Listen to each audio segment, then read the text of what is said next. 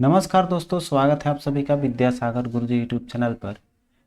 इस वीडियो में हम लेकर आए हैं आप सभी के लिए कल जो टेस्ट सीरीज डाला था, टेस्ट सीरीज नंबर 4, उसमें का 10 क्वेश्चन है जो मैथ का है। तो उसमें बोले थे आपको कि मैं अलग से प्रोवाइड कराऊंगा, क्योंकि इसमें जो है समय भी थोड़ा देना होगा और इसका जगह भी चाहिए, तो इसलिए हम लोग इस पे 10 क्वेश्चन लेकर आए हैं इस वीडियो में। तो चलिए शुरू करते हैं आपका यह टेस्ट सीरीज का 10 क्वेश्चन। करें, एक विद्यालय के 10 अध्यापकों में एक के सेवानिवृत्त होने पर 25 वर्ष का नया अध्यापक उसके स्थान पर आ जाता है। तो उसके परिणाम स्वरूप क्या होता है कि उन अध्यापकों की औसत आयु 3 वर्ष कम हो जाती है। ठीक है, तदनुसार उस सेवानिवृत्त हुए अध्यापक की आयु कितने वर्ष की है। ठीक है, तो ध्यान दीजिएगा, इस तरह का क्वेश्चन दो तरीके से, एक तो शॉर्ट दिमाग से बना सकते हैं सोच के। जैसे देखिए कि 10 अध्यापक है तो 3 वर्ष तो कम हो रहा है, तो 10 में कम होगा, औसत का मतलब तीनों में कम होगा। इसको दो तरीके से बना रहे हैं हम, अभी एक शॉर्टकट जैसे सोचकर एग्जाम में बनाना है कैसे वो देख लीजिए। तो 3 वर्ष तो सब में कम हो गया, तो 10 तिया का 30 साल ये लेकर चला गया और 25 साल ये आया, तब तो 3 वर्ष कम हो रहा है। इसका मतलब उस अध्यापक में 25 वर्ष भी इंक्लूड था, तो 30 और 25 जोड़ लेंगे, कितना हो जाएगा, उसका एज 55 ईयर हो जाएगा। ठीक है, ऐसे तो आप निकाल लिए।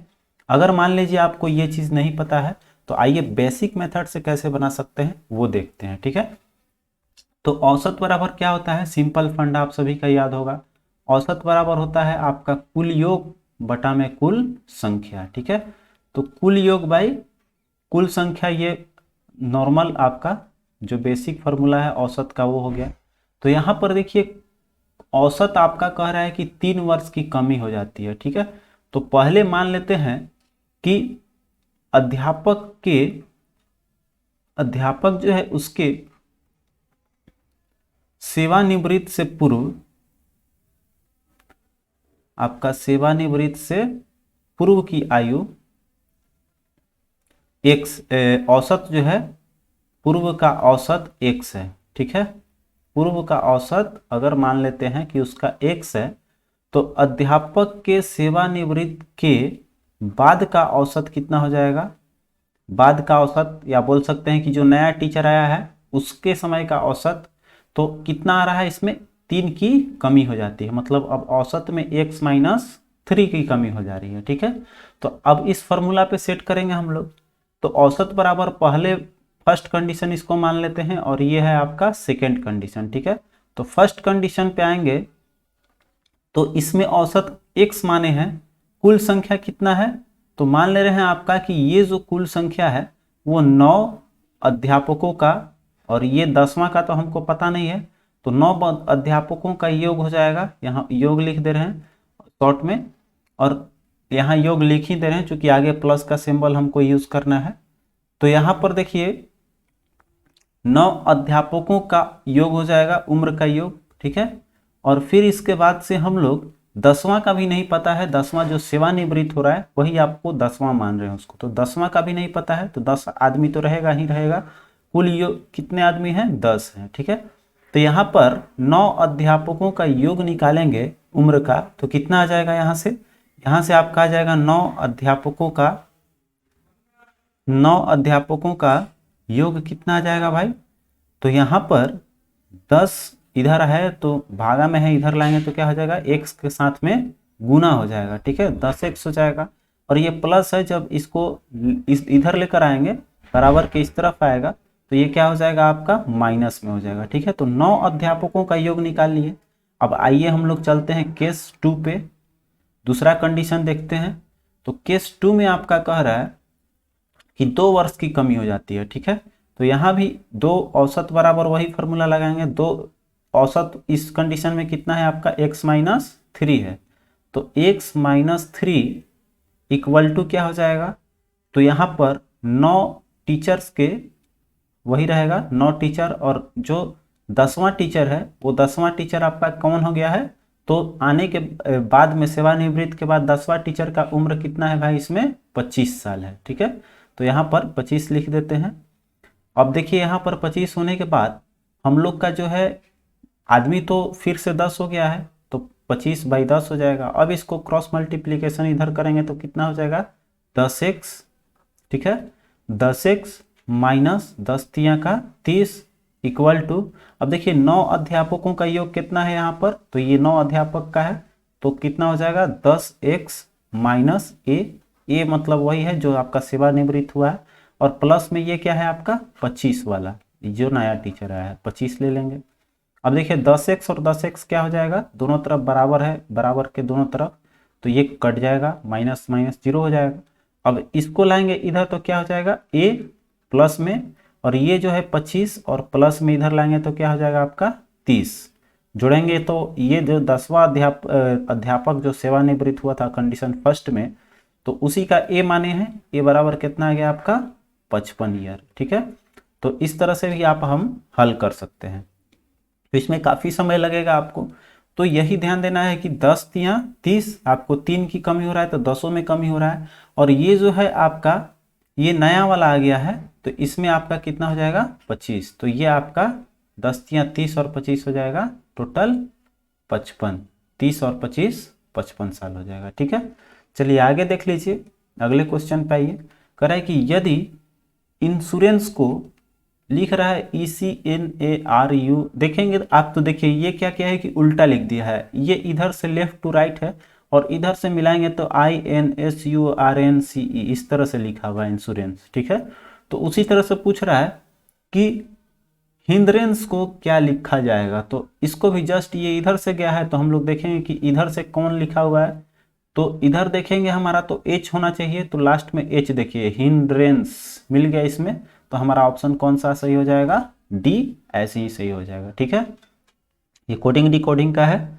चलिए आगे देखते हैं, 143 क्वेश्चन देख लीजिए, कह रहा है कि लुप्त पद ज्ञात कीजिए। ठीक है, तो इसमें देखेंगे हम लोग तो 2 2 4 और 4 4 6 24। ठीक है, इसमें देखिए क्या कर रहा है, भागा कर रहा है आपका, क्या कर रहा है कि ये दोनों को जोड़ ले रहा है और 4 से भाग दे रहा है। ठीक है, जैसे कि फर्स्ट कंडीशन में देखेंगे तो 52 और 32 ऊपर नीचे जोड़ना है, 52 और 32, और इसको 4 से भाग देने पर देखिए 21 आ जाएगा, तो 2 और 2 कितना हो जाएगा 4 और 5 3 8, अब कटाएंगे तो 4 दूनी का 8 और 1 21 आ गया, मतलब कि इसके बीच में ये भरना है जोड़ने के बाद।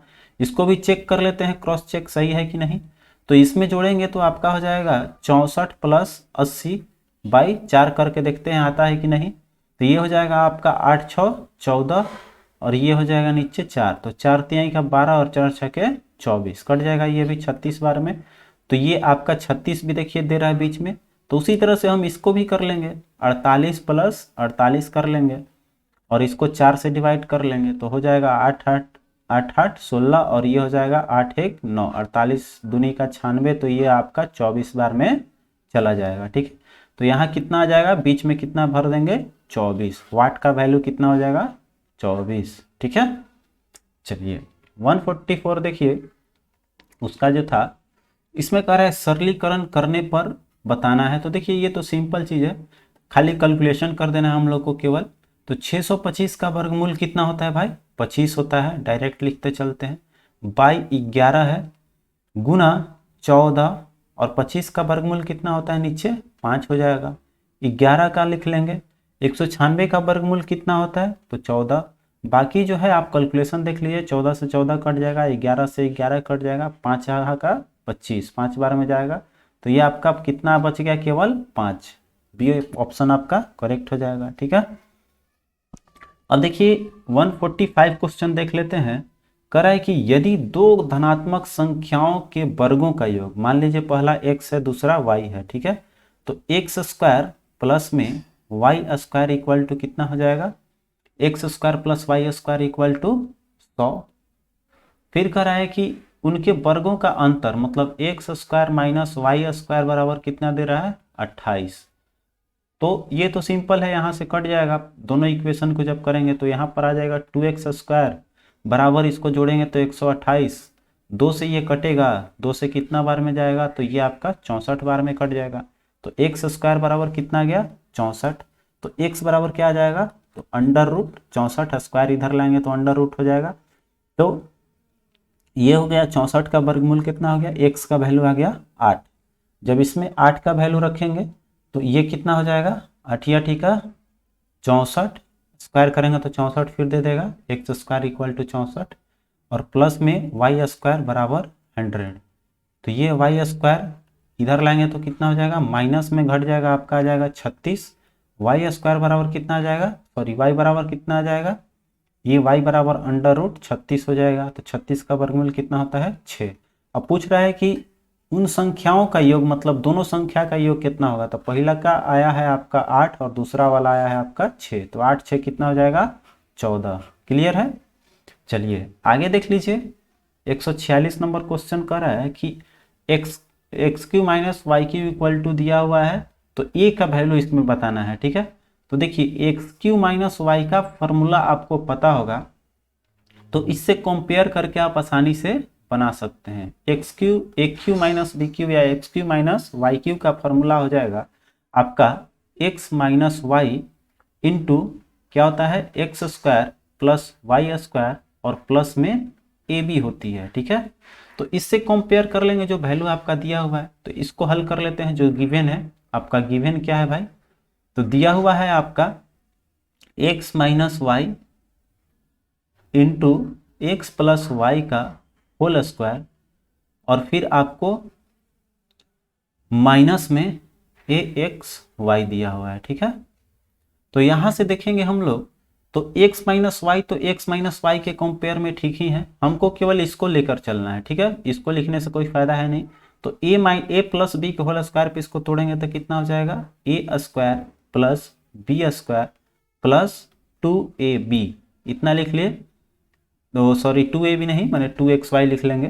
तो यहाँ पर हम इसको 2ab की जगह कितना लिख लेंगे, 2xy। ठीक है, 2xy हो गया, और माइनस में ए एक्स वाई दे रहा है। ठीक है, अब देखिए इतना लिख लिए, इसके बदले में ये इतना चीज हो गया।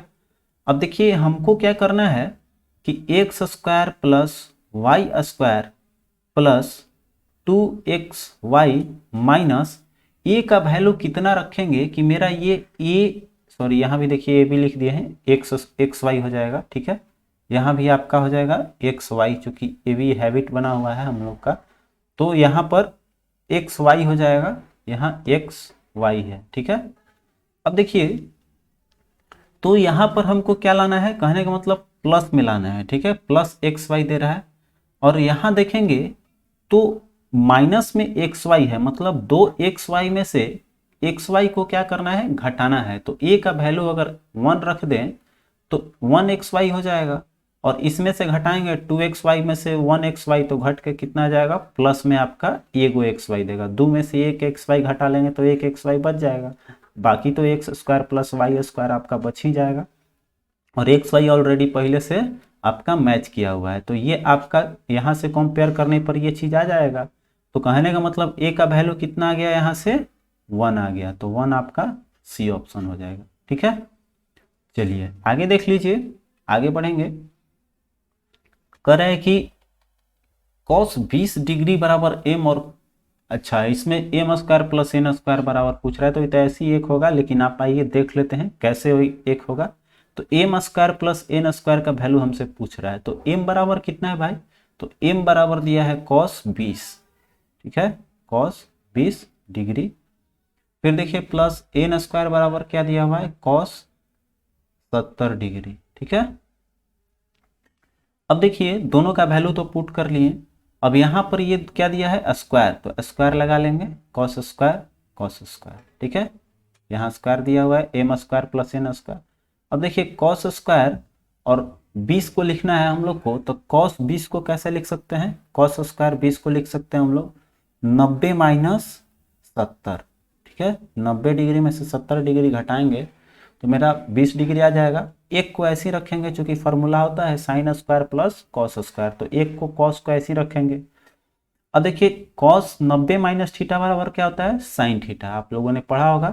कॉस 90 माइनस थीटा बराबर क्या होता है, साइन थीटा होता है। ठीक है, तो यहाँ पर देखेंगे थीटा का वैल्यू 90 माइनस थीटा का वैल्यू कितना है भाई, 70 आपका है। ठीक है, तो यहाँ कितना आ जाएगा, साइन स्क्वायर 70 डिग्री और प्लस कॉस स्क्वायर 70 डिग्री। अब देखिए दोनों का थीटा का वैल्यू सेम हो गया, इसमें भी 70 और इसमें भी 70, साइन और कॉस का दोनों का।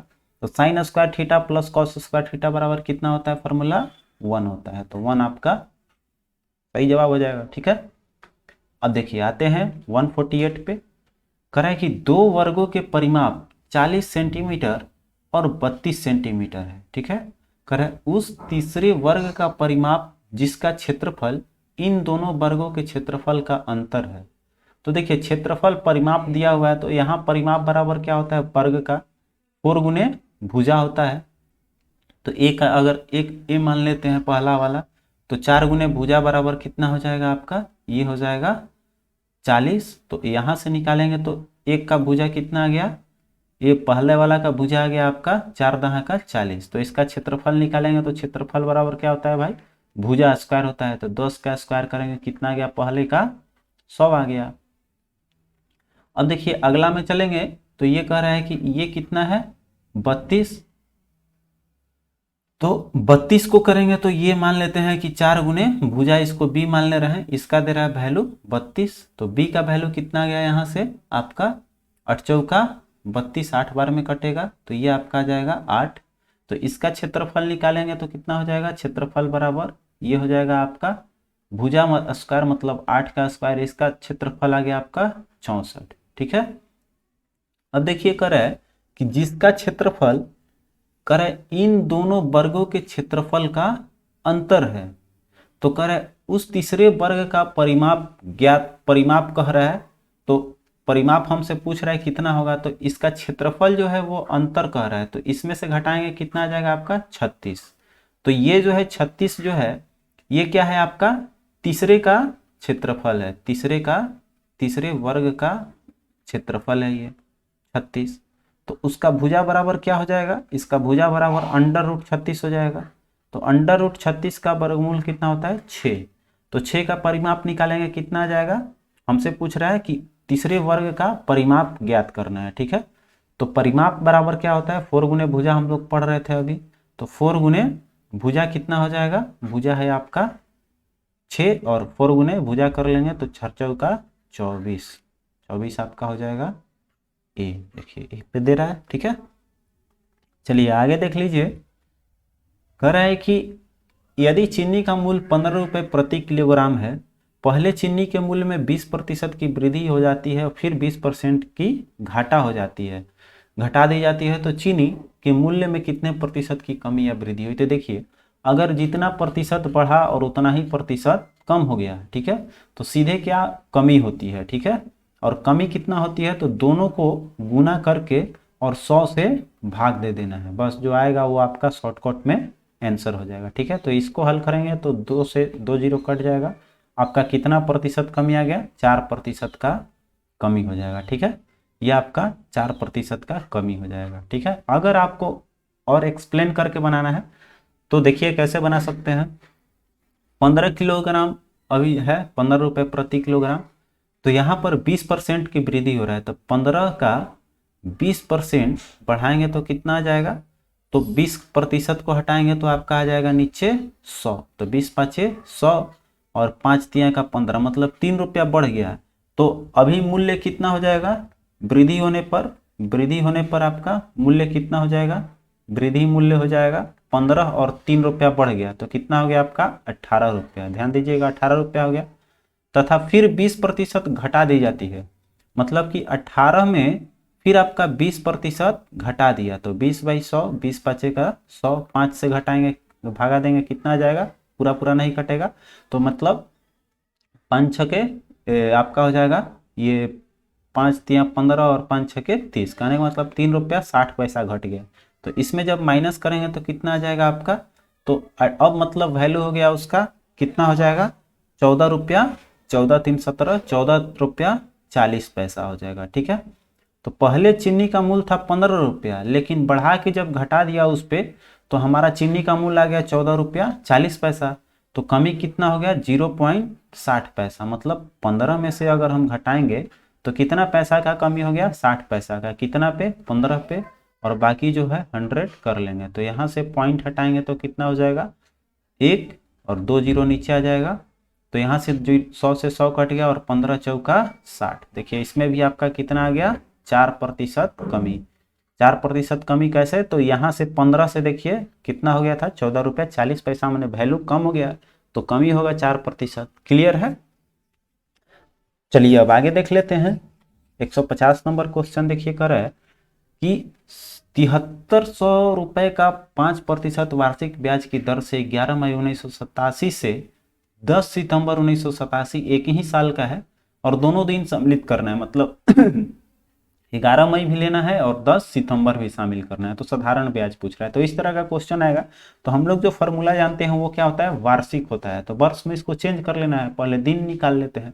तो मई में आपका कितना दिन हो जाएगा, जब 11 दिन इंक्लूड करके चलेंगे तो मई आपका होता है 31 दिन का। तो ये हो जाएगा कितना दिन, 11 मई और ये हो जाएगा आपका 21। तो इसमें आपका 21 दिन आ गया। फिर देखिए मई के बाद जून जो है उसमें कितना दिन होता है, ये मई में शेष मई का हो गया। जून में आपका कितना होता है, 30 दिन का पूरा महीना जून चलेगा। जुलाई में आपका 31 महीना हो जाएगा, ये आपको पूरा महीना देना है जुलाई का भी। फिर देखेंगे अगस्त में चलेंगे तो अगस्त भी आपका कितना दिन का होता है, अगस्त आपका 31 दिन का होता है। और फिर आपका सितंबर में ये ले लेना है 10 दिन, तो 10 दिन आपका इसमें हो जाएगा। ठीक है, अब सबको जोड़ेंगे तो कितना हो जाएगा, 113 हो जाएगा और 3 2 5 3 8 3 11 11 1 12। ठीक है, 123 दिन हुआ। ठीक है, 123 दिन में हमारा पूछ रहा है कि साधारण ब्याज कितना देना पड़ेगा। तो साधारण ब्याज बराबर फॉर्मूला क्या होता है, मूलधन गुने समय गुने दर बटा में 100। साधारण ब्याज बराबर आपका फॉर्मूला ये होता है, मूलधन गुने समय गुने दर बटा में 100 होता है। तो बस सबका वैल्यू रख लेना है। तो यहाँ पर मूलधन कितना दिया हुआ है, 7300 रुपये।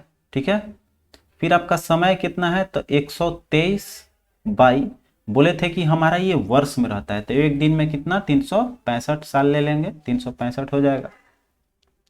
ये भी ध्यान दीजिएगा क्वेश्चन में कभी कभी यहाँ अगर 87 ये सब रहा, ठीक है, तो अगर ये 88 रहता तो यहाँ 365 की जगह 366 लेने पर ही हमारा कैलकुलेशन होगा, क्योंकि वो जो है आपका लीप ईयर हो जाएगा। तो इस चीज का भी ध्यान एग्जाम में देकर जाइएगा, न कि अगर आंसर नहीं आया तो आप दूसरा ऑप्शन टिक कर सकते हैं। ठीक है, इसलिए इस चीज का हमेशा ध्यान दीजिएगा कि ये जो है आपका ये लीप ईयर है कि नहीं है। नहीं था इसलिए हम 365 लिए, लीप ईयर रहता तो 4 से अगर कट जाता है तो लीप ईयर रहता है, 4 से ये नहीं कटेगा 1987 तो आपका लीप ईयर नहीं है, इसलिए मैंने 365 ही लिया। ठीक है, इस चीज का विशेष ध्यान रखिएगा।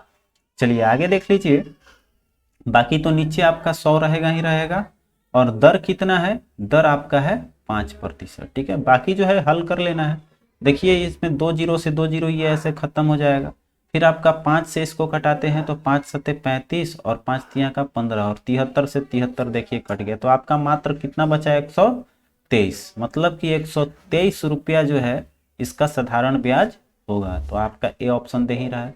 उम्मीद करते हैं ये सेशन आपको बहुत ही पसंद आया होगा। तो प्लीज़ वीडियो को लाइक शेयर और चैनल पर नए हैं तो सब्सक्राइब करके जाइएगा। मिलते हैं फिर अगले वीडियो में। अगले प्रैक्टिस टेस्ट में आपको करंट अफेयर्स का दे दूंगा, जो कि एडुटेरिया है। चूंकि उसमें 18 टेस्ट सीरीज है तो हम इस बार से 2 टेस्ट सीरीज इंक्लूड कर रहे हैं उसमें, ताकि हमारा जल्दी से खत्म हो। और हम लोग जिस चीज़ को लेकर चल रहे थे, मेरा साइंस अभी छूटा हुआ है, तो उसको जल्दी से जल्दी कवर करेंगे ताकि एग्जाम आने से पहले हम लोग पूरे तरह से उसको कंप्लीट कर लें। ठीक है, तो चलिए अब मिलते हैं अगले वीडियो में। अपना ख्याल रखेंगे। जय हिंद।